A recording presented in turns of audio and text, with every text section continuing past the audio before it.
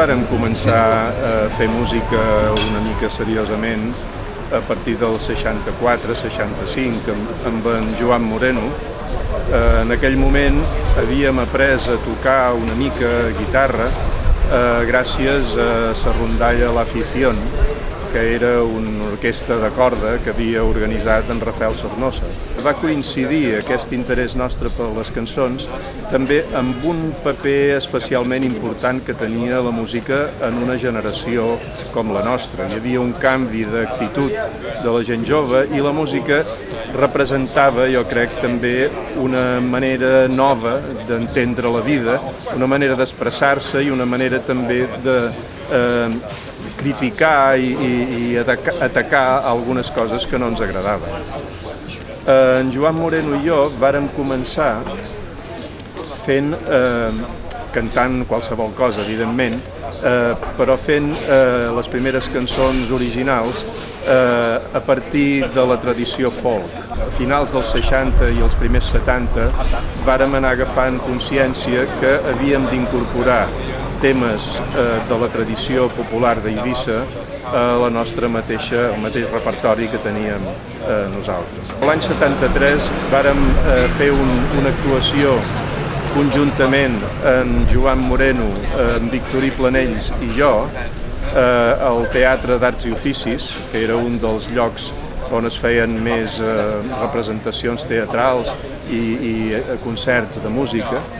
I vàrem fer una actuació allà que es deia Provem altra vegada, i allà vàrem preparar, crec que eren 5 o 6 cançons pageses, adaptades, algunes d'elles acompanyades de flauta i tambor, que són els instruments tradicionals, i va tenir tant d'èxit que vàrem pensar que valia la pena ampliar aquesta llista petita de cançons i fer un disc gran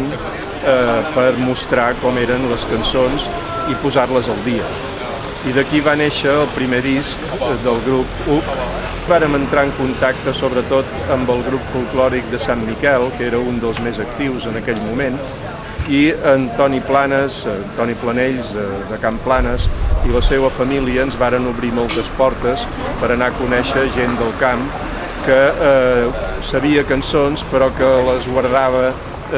com si fossin coses que no tenien cap importància. La feina del grup UC va ser especialment intensiva als anys 70 i primers 80, després els meus companys han seguit, però una cosa satisfactòria és que a partir d'aquest ressò popular que vàrem trobar hi va haver molta altra gent que es va decidir a fer cançons també en català seguint la tradició popular o no. I un dels exemples més clars de tot això és que darrerament hi ha hagut aquest moviment de ressonadors amb en Joan Barber i altres que han recuperat aquestes cançons i les han traslladat a diferents estils musicals més moderns. Algunes cançons cantades estil blues, o estil reggae, o estil rock, i això també ha fet que moltes generacions més recents que la nostra hagin arribat a assumir aquestes cançons, aquest repertori, com a cançons pròpies. Per treure un altre color nou, flors de baladre en un